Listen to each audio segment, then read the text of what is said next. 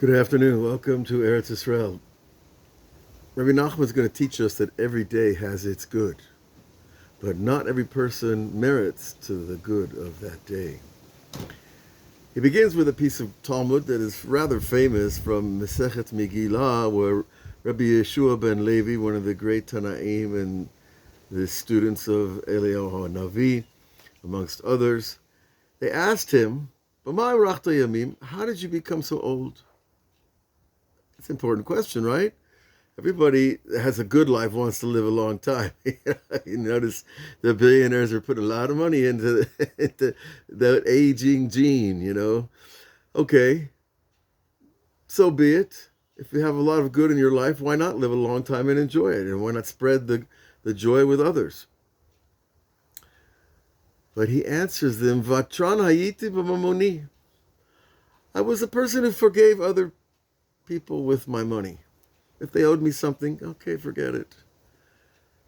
If a business deal went south, okay, we'll forget about that too.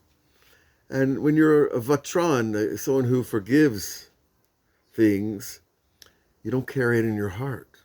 You don't carry it around in your brain. You let it go. And life gets easier. You carry around all those cheshbonot, can you imagine? If you're one of those guys from the early generations that were very wealthy and had their hands in every pie and felt the weight, the pinch of every business deal that went sour, of every time they lost a nickel. I mean, I know millionaires that are like that, and it's not fun. It's not a good life. You might as well throw the money away. They don't wake up happy. They don't go to bed happy. They have fun sometimes, maybe with when they go to the golf course. But Amarlo, and he said, I forgave my money when people, when things went sour. So now to explain this, so to understand this simple statement, which seems like we can understand it, right? No, the Rebbe says, we think we understand it. But he says, no, go to the Zohar and listen to this piece of Zohar. It's going to teach us level after level after. He begins, come and see from the 6 days of creation. We just went back a long way.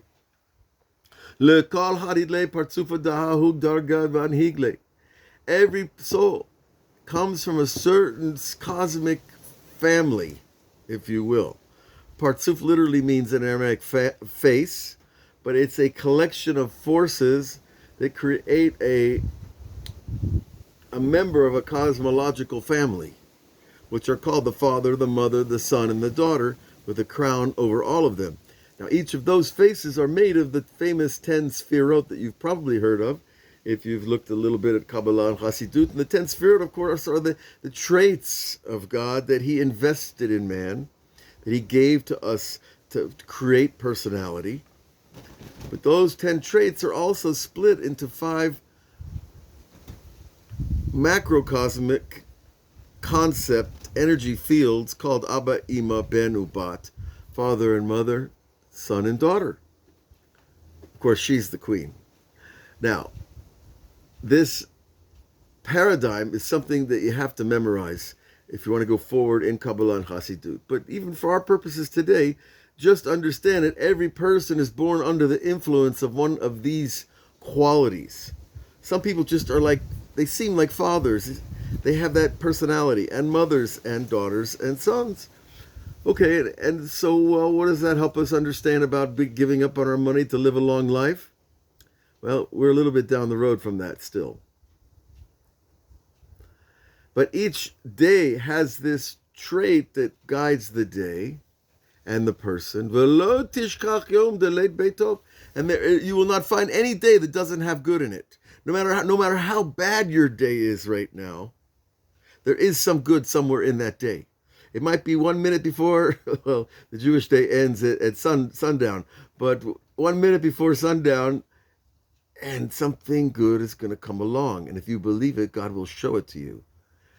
Now, do we merit the good? Not necessarily. Sometimes it's just to open free will, what we call a matnat chinem, a free will gift. But every day has good, the Zohar says, V'kol yom ha'de'it le'gader le'vad. And every day has its boundary.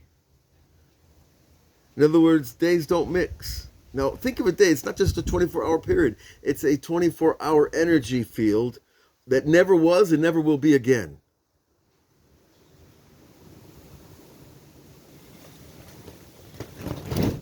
But not every man can enter into the good of that day. Kagon, for example, Hoshech dekasya lenehora. For example, when darkness covers light. What does he mean? And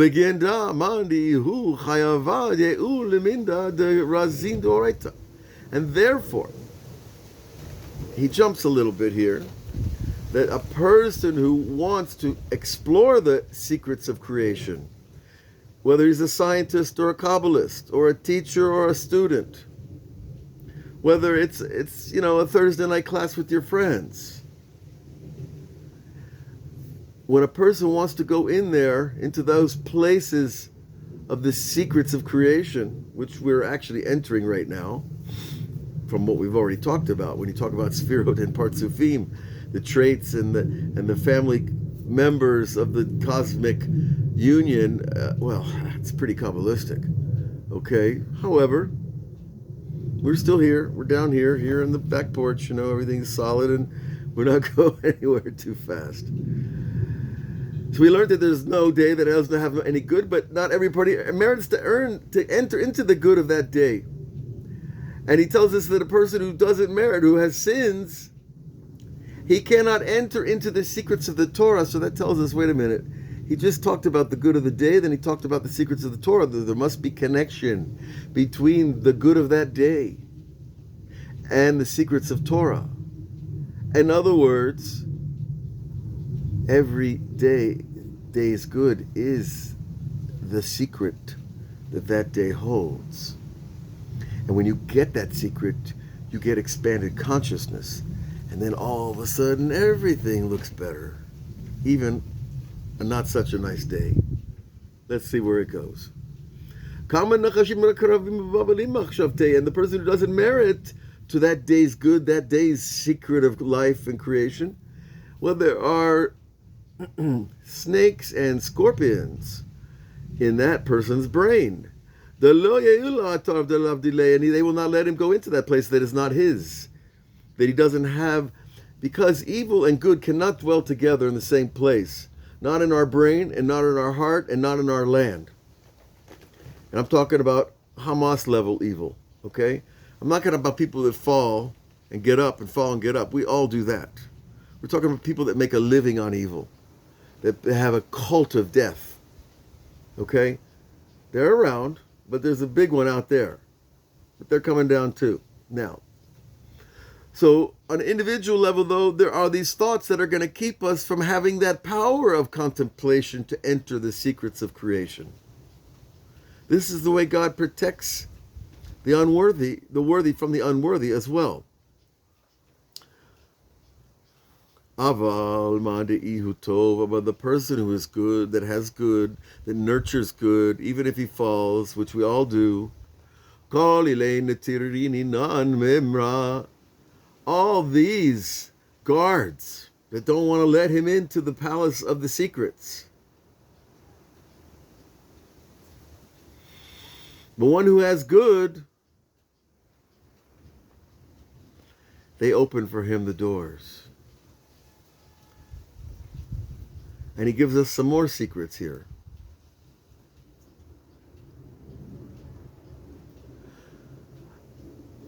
That person who finds that good in himself and seeks to develop it, to fan that flame of good, whether it's the love of prayer or the love of people or the love of Torah or the love of God, or just doing simple good deeds because they are there in front of him or her, such a person, the prosecutor, that prosecutor who's kind of in control of the snakes and scorpions, he immediately gets turned into the defender, the Senegor in Aramaic. The Katigor becomes Senegor. If you can catch this, the parallel phonetic sound of the words. The prosecutor takes off his hat and goes to the other side of the courtroom, and he starts to defend the person that he was just prosecuting. That must tell us something very powerful. That, well, first of all, it's clear that we don't really understand how things work in the heavenly court system of pluses and minuses of good deeds and bad deeds, and the energy that we create with the good and the negative, the holes we create in space with the negativity. But we start to get a handle, a logical, reasonable handle, that if you're God, you've got to be reasonable. Who wants to be the servant of some unreasonable king? So this person who has that little bit of good, however little it is,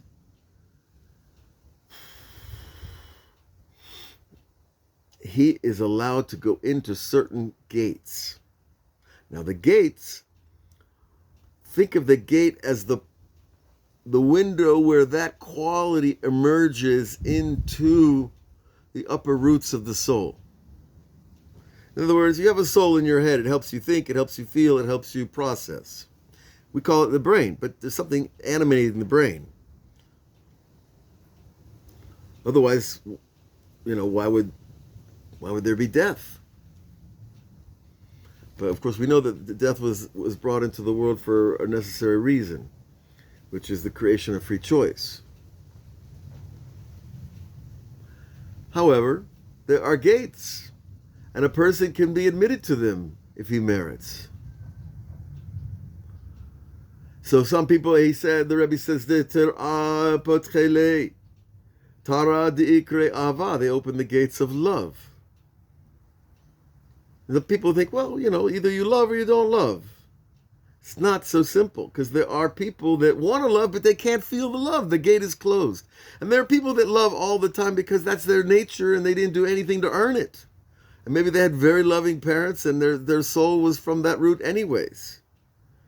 But they can also fall from that love. But when the gates of love are open, you receive love. Love of life, love of self, love of family, love of nature, love of God, love of Torah, love of the Jewish people, love of all goodness and all people everywhere.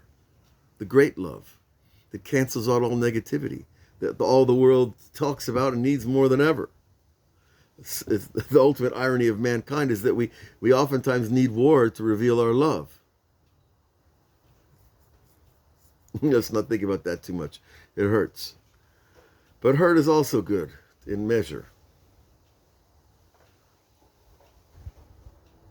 And then some people have the gate of tshuva open for them. In other words, you might think that anybody who wants to come back to God can come back.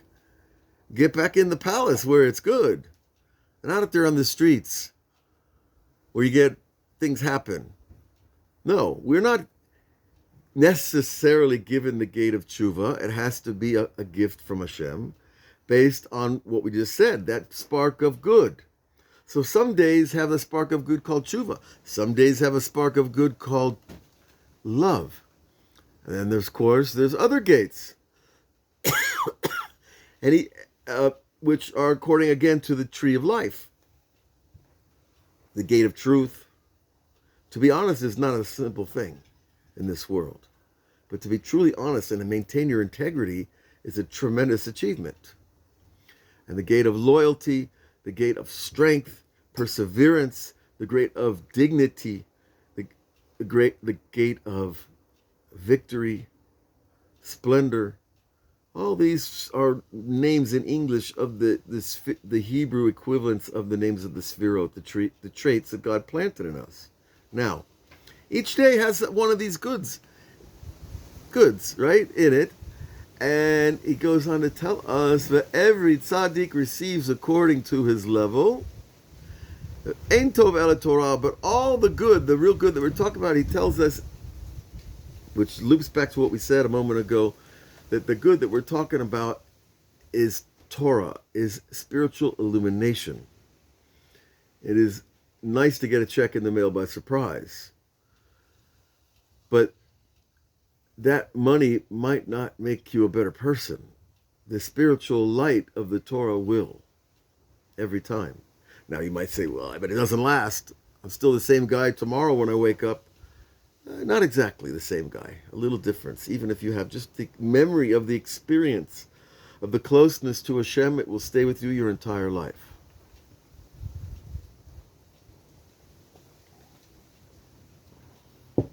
Now on the Jewish Rosh Hashanah, it all comes back. And memory is like a reel. It unwinds and it reels back up. And we do it again. Now, so every righteous person has gates open for him according to his work and his efforts. And the person who has not done the work to get to that good,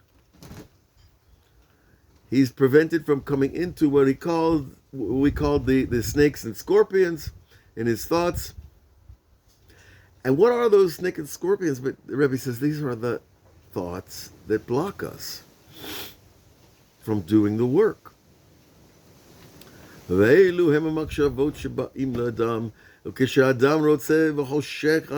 a person wants very, very much, and they open for him the gates, the Zohar says, then every single day is a great day. Because when the gates get open, you don't feel like the redheaded stepchild that was kicked out of the palace. You're God's favorite. You're loved. You're brought back into the hug of the family. And here is a divine family, and it opens your mind, it opens your heart, and life seems good, even though we've got a war across the valley.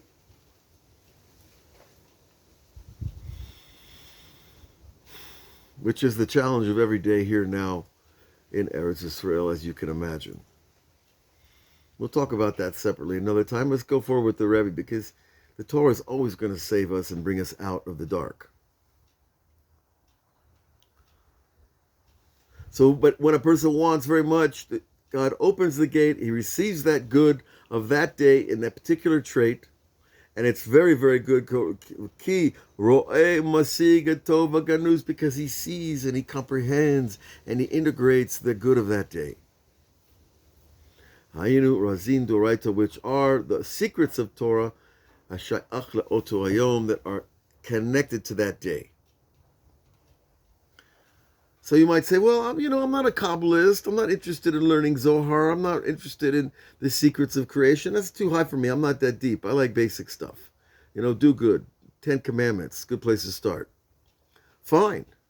You don't have to receive the good of the day in the letters of Kabbalah or Zohar, but you could still receive the good of the Torah through your vessel of language, in any language.